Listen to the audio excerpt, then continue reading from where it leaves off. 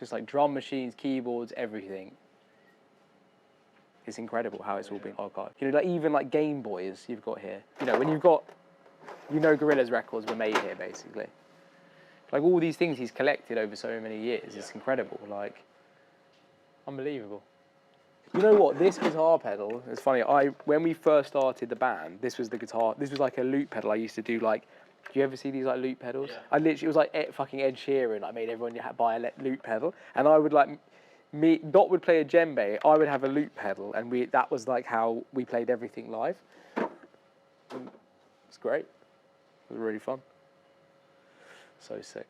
He's collecting, we won't say who the artist is for, but for some reason they want 5 Juno-106s. 5 desperately need 5 Juno-106s. Absolutely. Doesn't care how it happens, it just needs this week now.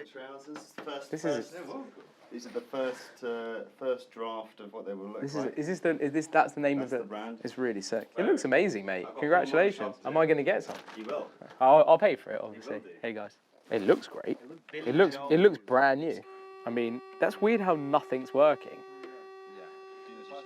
No, but look. Oh, it is working. No, it's fine. It's fine. It's funny because we were literally talking about this. This is the synthesizer I was talking about upstairs. My synthesizer, which is my one is broken. Get that one sound out of it. That's why today I'm like being plagued by Juno-106s. You can hear how high pitched it is. It's like Nashville strong. And like most studios, they wouldn't have it lying around. So that's what's great about it. When we started, there was money in the music industry. As soon as we got signed, we made everything in studios like this, like commercial studios. We would spend months in commercial studios. And it was like, we literally wrote entire albums in commercial studios, which is insane. That's why now all artists have their own studios like that, because it's like the bedroom studio. Even though there's an expense to that, it's like what we pay per month is like what you would pay for 2 or 3 days in this studio.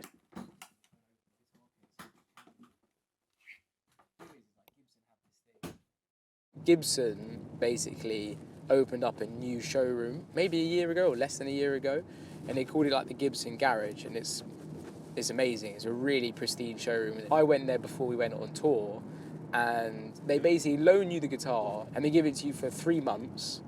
Then you can take it out on the road, take it to whatever you want to do with it, and then the deal is you have to bring it back like, around 3 months later, and then you just swap it for something else.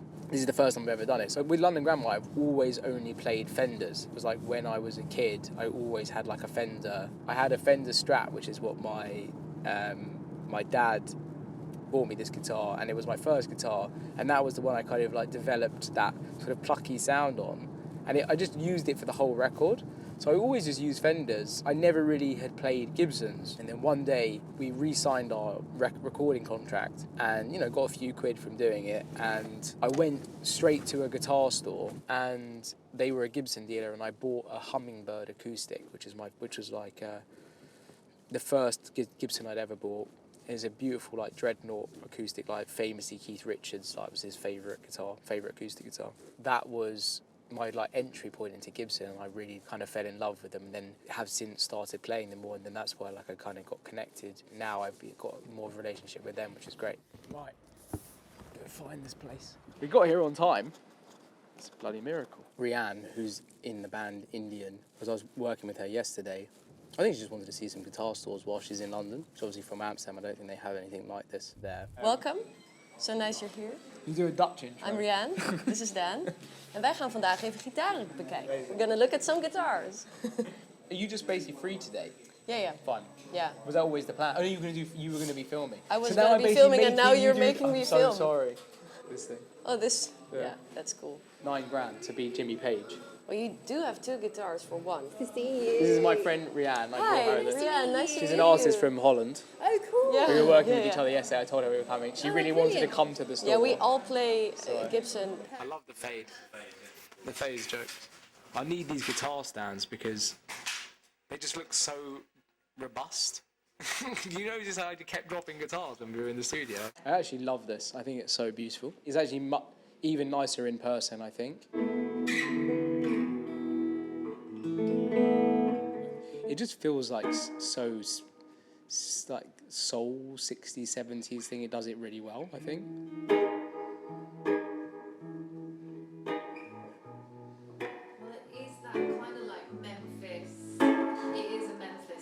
Which is like the Muscle Shoals thing. It's basically Exactly that. yeah. So all your kind of blues, Motown, It's just like that's soul. why it just sounds like that. It's pretty amazing. So this is like the really expensive version of that. Can you see it's like being aged? So it's like all the they've like done sort of fake aging. It's been like vintage. It has like a slight warmth maybe that. And by thermal aging, you mean heat?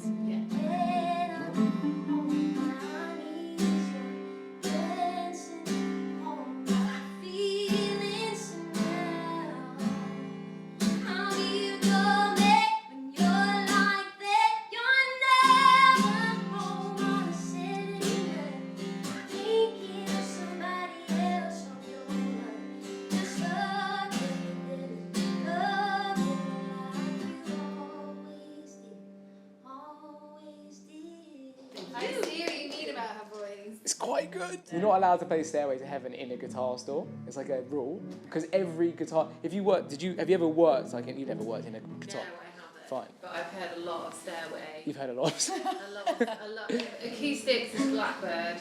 Oh yeah. I love playing Blackbird. I literally, if you give me an acoustic, I'm going to play a Blackbird straight away. I think the blue one's great. It sounds amazing.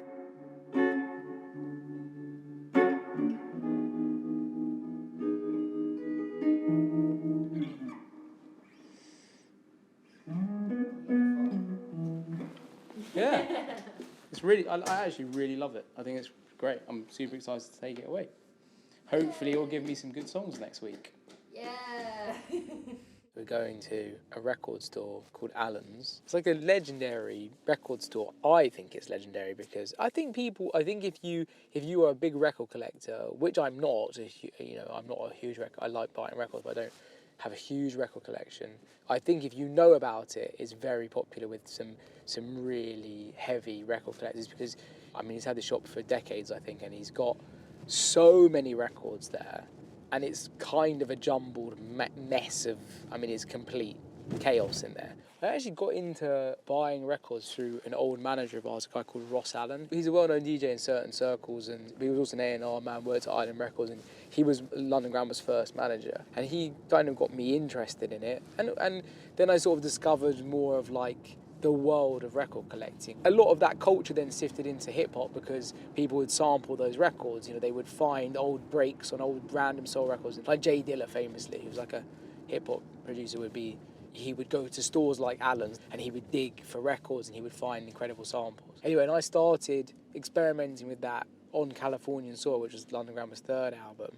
I started experimenting with finding records and sampling them, and some of those samples did end up on the record, particularly like the song Californian Soil in particular has like a lot of samples from records that I bought at Allen's.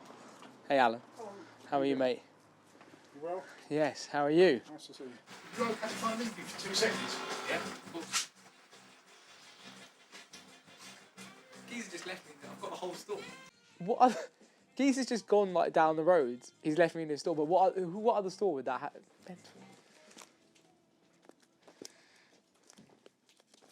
I chased away a small gang. Just a small one. Yeah. Well, if they were a big gang, I would have been fucked. But that. Didn't play me your new album. No, that was what. That's what scared them. That's what scared them away. Old records and like vintage clothes stores, they smell the same. Like any gear from the 1970s, it all just has like the same. It's amazing. I love it. Kind of musty record shop. Yeah, basically on the record, the London Grammar record that like always I was trying to find at the time, and it still always interests me, is like a record which would have various sounds that were license free, so you could use them on a record, and it would be like a bird sound, or like a lion roaring, or like a door shutting, or like a crowd, or something like that. So this is what I was talking about. Like these are like the library things. So this is like the BBC made these. The door opens and closes of an Austin diesel truck. Transport cafe. This is all like vehicles. This one. But it's just funny that it's like a cafe, like 19. When was this record made? 1971. It's cool. The session I'm going into next week is like soul, Memphis soul, Motown, and it's cool because like you can see here, it's got it labelled like Stax Atlantic. So like these are like Stax in particular was like a label at that period. Like they were like a competitor to Motown, and they had like, you know, I think Otis Redding was on that label, and this is actually a compilation of Stax stuff. So you've got like the staple singers, Booker T was the other one, Green Onions famously, and nowadays there's a label called Daptone, which is kind of like the modern day version of it, which is in New York, which is amazing. Alan, you know what? I will have that cup of tea. Yep. I will, if that's all right. Of course it is, mate. How do you have your tea? Just a bit of milk. I think maybe that is like a sad thing now, is that in the house you just put on Spotify and it's like you just put on like Sunday morning soul. It's a bit depressing actually that that's what's happened. Thanks for the tea, Alan. This is the kind of record I'm talking about. No, it is good and it is an amazing feeling, but I do think like it's so hard to finish an album that probably by the time it's done you want to see the back of it, basically. I think that's how it sometimes feels. I think the artwork in particular is the thing, and I think that's why vinyl has become really popular again, is because it is the ultimate artwork display. Hannah is definitely leads that creative, especially when it's like her face on it, and the last two albums have me and Dot actually haven't been on the cover, but we're all really opinionated on it. Artwork's so interesting. I'm sure I've heard like people like DJ Shadow talk about it, because he was like famously like a big record collector. He sort of talks about how like all of these every one of these records, it's like this is all like someone's hopes and dreams are like in these things, like everything is in these things. This is just rhythms, which is quite good could be quite good to sample, because it's just bits of drums basically. It's literally starting with just a car starting up. It's amazing. This is great. So crackly. I mean, it's kind of stupid, but it's like commentary from the World Cup finals. Your reflexes can be developed by having a friend stand. That's hilarious. Step-by-step instruction for how to play football.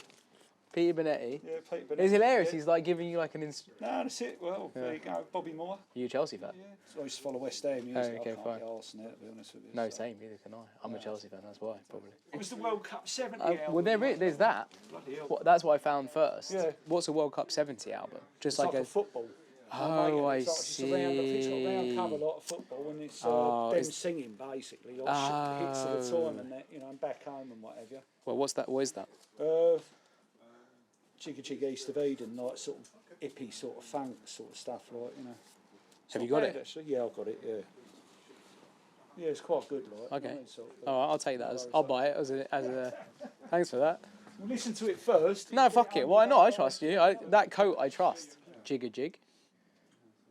He said it was hippie funk.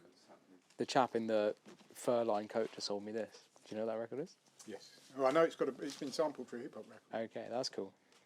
Thanks so much. Thanks for the tea. No, you're welcome. Good to see you, man. I'm glad you're. Haven't killed you with the tea. Well, not yet, no. But anyway, It's thank you. I'm glad to see you. All right, mate. Thanks, man. Thank you. Cheers. Thank you. To be all right for a little bit longer. Good luck with Look after yourself. Yeah, I'll see you soon. Take it easy.